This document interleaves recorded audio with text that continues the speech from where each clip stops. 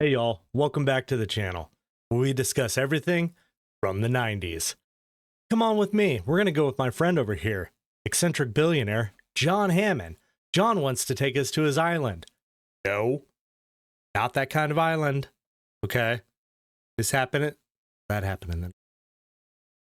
Look, the point is, this island has dinosaurs. Let's talk about it. Hold on to your butts.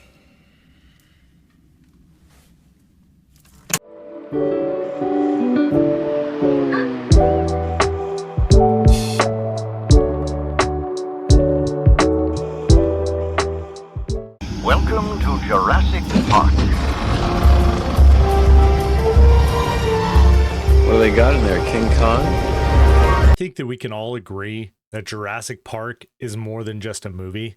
It's an experience. My experience growing up as a kid was 1993 came around. My grandpa took me and my brother to the movies to see Jurassic Park. Unforgettable time. To top it, he also took us to a dinosaur museum. That is one of the most cherished memories growing up as a kid in the 90s that I'll always have, which is why this is the first movie from the 90s that I decided to do a somewhat of a review about, or just to look back in time to see what made this movie so great. But I would, however, be doing an injustice if I didn't talk about this film's unique blend of science, adventure, horror elements, slight romance, but it didn't like take over the film. I mean, the most romantic part was obviously Jeff Goldblum sitting there as Ian Malcolm, shirtless, a little bit of dewy sweat, little blood. Perfect combination of sex appeal. Anyways, I digress. But pair that with the groundbreaking visual effects, created a cinematic phenomenon that captivated audiences worldwide. This was huge. See, the 90s were already an incredible time for movies. So Jurassic Park coming out in 1993 just added fuel to that fire. So beyond the sense of wonder and the awe-inspiring prehistoric creatures we see on our screens, we're mainly following our three heroes, Dr. Alan Grant, Dr. Ellie Sattler, and Dr. Ian Malcolm, who we've discussed before. We're to follow them along on their perilous journey across Isla Nublar, where they come across some incredible forces of nature. Now, as we've seen before, life... How's that go again? Life, finds a way. In life, it sure did find a way. So, beyond the dinosaurs, we had a couple villains of this story as well. I mean, you could... more of a nuisance, the blood-sucking lawyer, Donald. I don't know if anyone knew his name. Donald Gennaro. And then you obviously had the main villain who's trying to basically exploit and get more money by taking the cryostasis dinosaurs and then sell them to the competition. We're talking about Dennis Nedry. Slob, horrible human being, got what came to him.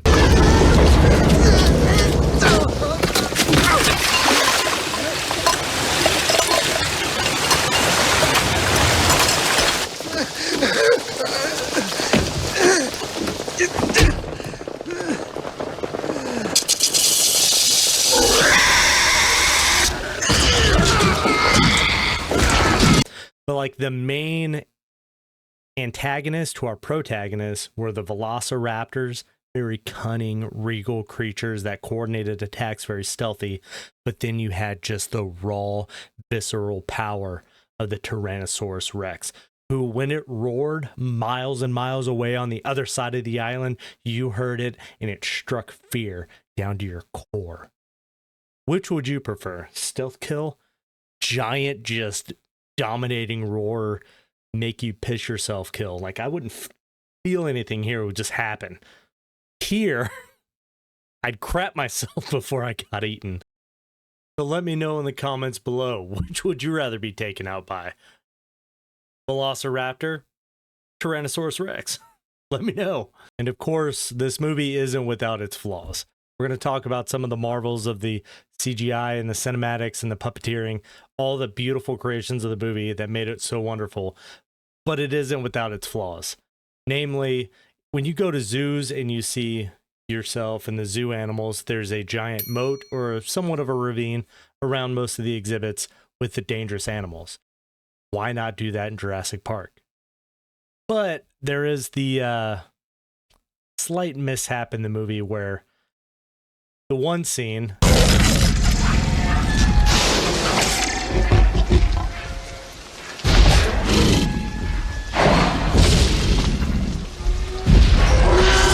the T-Rex is ripping through the fence, terrorizing everyone.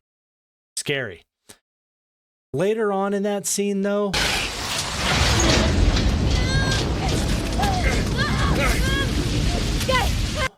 how does a Ford Explorer get pushed off an edge, and not only off an edge, but soars into a tree top, implicating that there's a giant tree that it ultimately goes through? How did the T-Rex get over that fence? So yeah, there is that flaw of how did the T-Rex get through the fence, simultaneously able to have enough room to throw a Ford Explorer down the cliff? Flat ground before and then a cliff. I don't know. Other than that, incredible marvel of a movie. So as we delve deeper into the world of Jurassic Park, it's fascinating to explore the behind-the-scenes magic that brought the dinosaur-filled wonderland to life. The Stan Winston-led special effects team, along with ILM's incredible CGI work, and I'm talking for 1993, y'all, this was incredible. Not only special effects, but CGI. My mind was absolutely, it's still blown. This movie still holds up to this day with all the groundbreaking techniques and all the puppeteering that went along with it. Beautiful. These digital creatures, they actually felt tangibly real. Y'all remember the first time or where you were at when you first saw that Brachiosaurus stroll onto screen?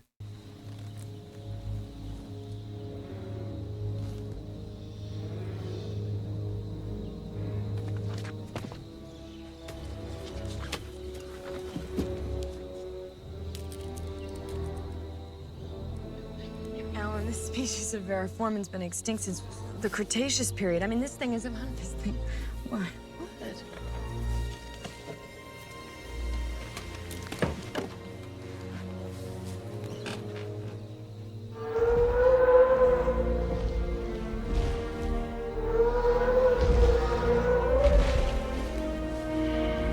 How massive it was. The fact that it stood up, grabbed that top leaf.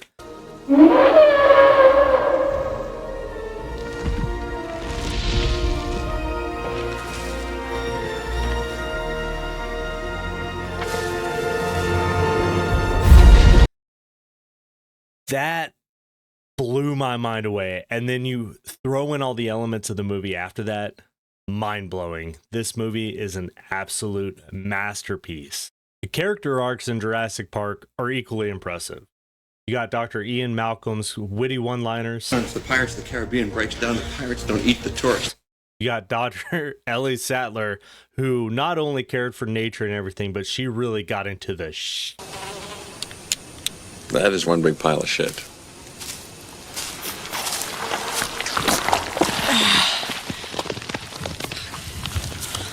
You're right. There's no trace of lilac berries. It's so odd, though. All right. So she's suffering from meliotoxicity.